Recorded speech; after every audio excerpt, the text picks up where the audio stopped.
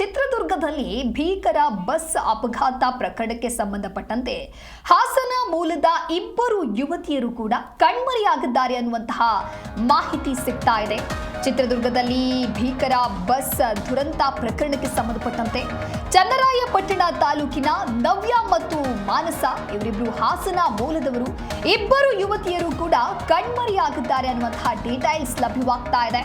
ಬೆಂಗಳೂರಿನಲ್ಲಿ software engineer ಉದ್ಯೋಗದಲ್ಲಿದ್ರು, software engineer ಆಗಿ ಕೆಲಸವನ್ನು ಮಾಡ್ತಾ ಇದ್ರು. ಬೆಂಗಳೂರಿನಿಂದ ಬಸ್ ಹತ್ತಿ ಸ್ನೇಹಿತೆಯರು ಇಬ್ರು ಕೂಡ ಹೊರಟಿರ್ತಾರೆ. ಆದ್ರೆ ಈ ಬಸ್ ದುರಂತದಲ್ಲಿ ಯುವತಿಯರು ಕಾಣೆಯಾಗಿದ್ದಾರೆ. ಒಟ್ಟಿಗೆ ಇಂಜಿನಿಯರಿಂಗ್ ಅನ್ನ ಮುಗಿಸಿದ್ರು, ಇಬ್ರು ಕೂಡ ಒಟ್ಟಿಗೆ ಕೆಲಸವನ್ನ ಮಾಡ್ತಾ ಇದ್ರು. ಬೆಂಗಳೂರಿನಿಂದ ಬಸ್ ಹತ್ತಿಯೂ ಕೂಡ ಹೊರಟಿರ್ತಾರೆ. ಚಿತ್ರದುರ್ಗದತ್ತ ಸದ್ಯ ಈ ವಿದ್ಯಾರ್ಥಿನಿಯರ ಪೋಷಕರು ಹೊರಟಿದ್ದಾರೆ. ದುರಂತದ ಹಿನ್ನೆಲೆ ಪೋಷಕರಲ್ಲಿ ಸದ್ಯ ಆತಂಕ ಮನೆ ಮಾಡಿದೆ. ತಮ್ಮ ಮಕ್ಕಳು ಎಲ್ಲಿ ಹೋಗಿದ್ದಾರೆ, ಏನಾಯ್ತು ಅನ್ನುವಂತಹ ಒಂದು ಟೆನ್ಷನ್ ಸದ್ಯ ಪೋಷಕರಲ್ಲಿದೆ. ಹಾಗಾಗಿ ಚಿತ್ರದುರ್ಗದತ್ತ ಹೊರಟಿದ್ದಾರೆ ಯುವತಿಯ ಪೋಷಕರು.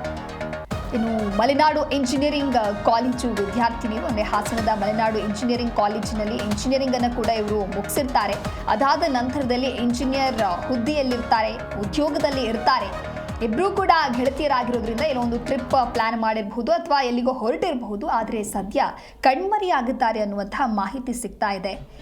ಅಂದರೆ ಟಿಕೆಟ್ ರಿಜಿಸ್ಟ್ರೇಷನ್ ಏನಾಗಿರುತ್ತೆ ಆ ಒಂದು ಲಿಸ್ಟ್ನಲ್ಲಿ ಇವರ ಹೆಸರಿರುತ್ತೆ.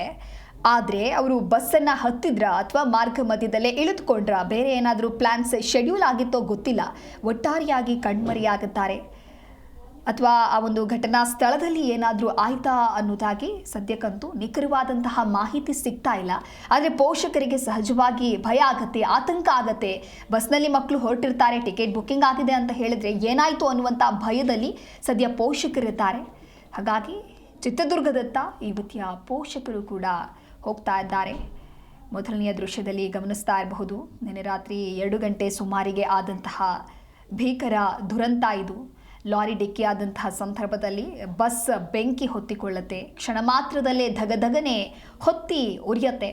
ಇನ್ನೊಂದು ಕಡೆ ಎರಡನೆಯ ದೃಶ್ಯಾವಳಿಯಲ್ಲಿ ಗಮನಿಸ್ತಾ ಇರಬಹುದು, ಬೆಂಗಳೂರಿನ ದೃಶ್ಯ ಅದು. ಬೆಂಗಳೂರಿನಲ್ಲಿ ಬಂದಂತಹ ಸಂದರ್ಭದಲ್ಲಿ ಸಾಕಷ್ಟು ಜನ ಟಿಕೆಟ್ ಬುಕ್ಕಿಂಗ್ ಮಾಡಿದ್ರು ಬೆಂಗಳೂರಿನಿಂದ. ಹಾಗಾಗಿ ಆಟೋ ಬೈಕ್ಗಳ ಮೂಲಕ ಬಸ್ಸನ್ನು ಕ್ಯಾಚ್ ಮಾಡೋದಕ್ಕೆ ಅಂತ ಹೇಳಿಯೂ ಕೂಡ ಬಂದಿರ್ತಾರೆ.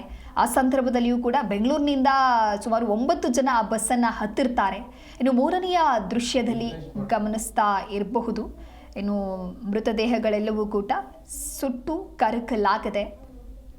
ಅವರ ದೇಹವನ್ನು ಗುರುತು ಪತ್ತೆ ಹಚ್ಚೋದಕ್ಕೂ ಕೂಡ ಸಾಧ್ಯವಾಗ್ತಾ ಇಲ್ಲ. ಹಾಗಾಗಿ ಪರಿಶೀಲನೆ ಮಾಡೋದಕ್ಕೂ ಕೂಡ ಒಂದು ರೀತಿ ಬಿಗ್ ಟಾಸ್ಕ್ ಆಗ್ತಾ ಇದೆ.